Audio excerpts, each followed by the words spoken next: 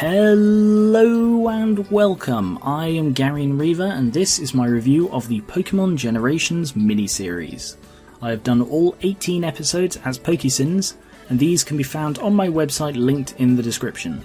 Before I get started, I thought I'd state a few things for the record. As my Pokésins videos are first and foremost for comedy, some of the things I say in them are intended as jokes and aren't serious critiques. Stuff like the Sylph Company lines and the like. I don't actually think less of the episode as a work of entertainment because of these things. They bothered me, so I thought I'd dock them score for it, but I'll come back to that. Because of Pokésins needing this quicker, flowing pace, I like using my BTSFs and these reviews of the specials, like the Origins one also linked in the description, to speak a bit more freely. On that note, full disclosure, I wrote the Pokémon Generations episodes for Gens 4, 5 and 6 before I'd actually played the games for those gens. Currently I'm halfway through my first Pokemon Y playthrough after finishing the others, and looking back at the Generations episodes, there isn't a lot I missed. I made sure I did extensive research, reading any Bulbapedia pages even slightly related to the content of the episodes, and even watching the game scenes on YouTube. If I missed any details referencing those games or the like, that's probably why. Also, I know that I watched Generations wanting something different to what a lot of people wanted. I'm not surprised people didn't agree with all of my criticisms. I'm a bit surprised how hard some people took it, but I guess that's part of the job. A lot of the negative feedback is from people disliking some of the jokes I made, such as the Silphco joke, and my nitpicking when they got lines slightly wrong. As I said, the Silphco joke is just that, but I genuinely don't understand some of the line changes they made. When the line in the game is shorter, the same length, or explains things better than the ones they use in these episodes, it mystifies me. I think they should have stuck 100% canon with the writing, but failing that, at least write it well. Buck constantly saying dude despite saying it exactly once in the games. Eugene being voiced by the most boring man alive. Granted not a writing issue, but still. Archie outright telling Kyogre to destroy everything! Then being absolutely flabbergasted when it destroys everything. As I was scripting this, I planned to structure it like I did the Origins review. Good bits, bad bits, summary.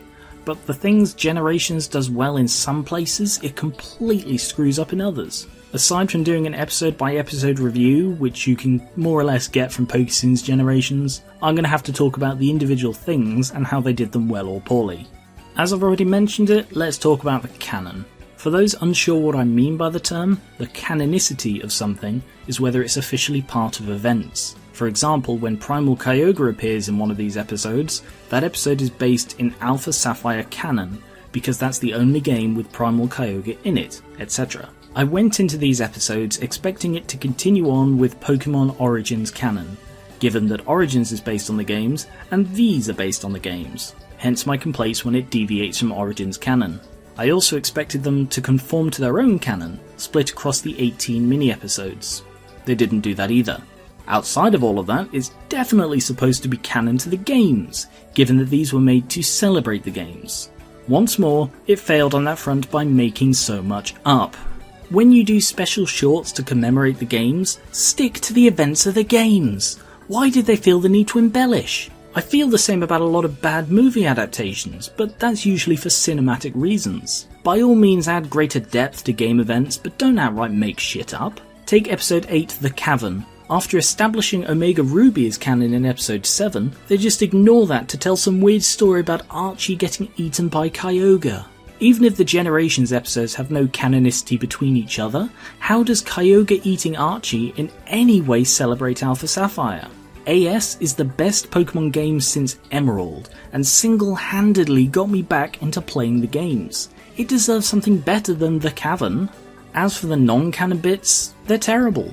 They can't even claim artistic license. To compare it to Lord of the Rings, it's not like them leaving Tom Bombadil out of the films. It's not even like them making up the character of Toriel for The Hobbit. Things like the Heatran episode are like if Sauron actually captured Frodo, got hold of the ring, and regained his physical form before being defeated.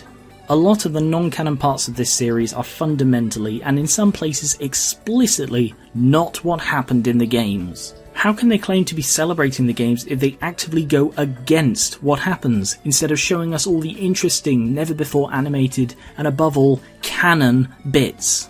They also can't seem to decide if the player character exists or not in their world. It varies episode to episode, even within the same generation. I sort of get it, as it's telling stories that don't centre around the player for once, but then they change events so the player isn't there when they should be, or have the player show up and then obscure his face. It's a bizarre way of doing things. Canon and writing is a hard thing to critique in these, because a lot of people watch these not caring about those things. I really cared about them, but I get it if other people don't. What I think we can agree on is the animation quality. Again, the quality varies between episodes and even between scenes. Some bits are very low quality or cartoony, but other bits are stunningly pretty. In the first 3 parts, the people look weird and unpleasant. I reckon they deliberately didn't use the style of the main anime as to differentiate from it, but a lot of it just isn't pretty art. And then in other places it's rather stunning and grand. Same with the gesturing. Some episodes have natural, human gestures, but others have over-the-top anime gesturing. Just look at the Team Rocket walking animations or Archie freaking out to see how bizarre some look. Maybe I'm looking at this with an overly critical eye. The first time I watched these was when I was scripting their Pokémon episodes. But in prep for this review, I re-watched all the episodes without consulting my Pokémons, and found myself getting annoyed at the exaggerated arm flails, dramatic flicking of capes, and whoosh noises when people point at themselves. I found the inconsistent art quality and style of movement to be rather jarring, and it makes them hard to recommend. They made a great effort in this to convey energy and movement. The fight scenes have the camera flicking about and getting dramatic shots, but for me it served only to detract from a fight that's dramatic enough in itself. One in particular that sticks in my mind is the Haxorus Lipard fight from episode 14. The camera is so close to the action and moves so fast and violently that you have no idea which way is up. I've never suffered from motion sickness from watching something, but it's certainly uncomfortable. The last thing I wanted to touch on was their choice of stories to tell. The stories they chose range from amazing to insanely bad. The relatively unknown story of the Gen 2 rival being Giovanni's son is great. It recreates an event from the games and brings it to life, even if the rival comes off rather whiny and Giovanni spouts motivational poster lines. Gabby and Ty breaking into the Moss Deep Space Center is bad. It didn't happen in the games, the premise itself makes no sense, and it's done so clumsily. The idea of seeing a Rayquaza Deoxys fight is cool, but why the hell do we need to see it on a video discovered by a couple of crap reporters?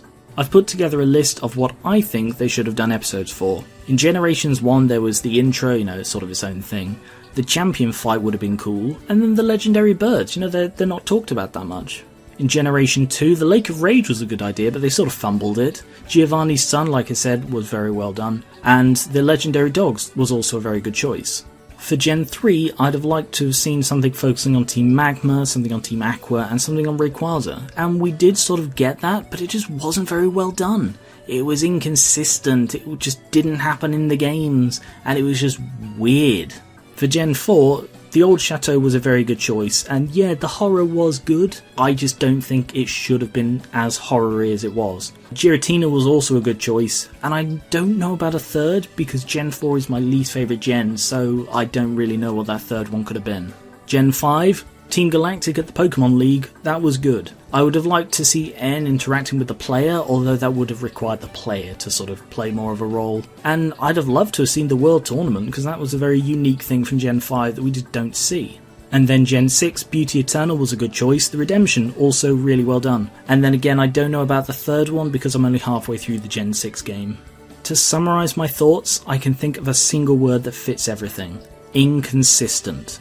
The animation wobbles between good and bad, the writing wobbles between good and bad, the ideas wobble between great and terrible. If I had to guess, I'd say that different teams worked on different episodes.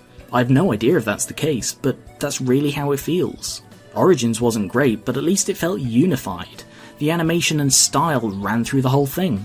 I found it a slog to re-watch these 18 short episodes, and while it made me want to replay the Gen 3 remakes, I've been thinking about doing that anyway.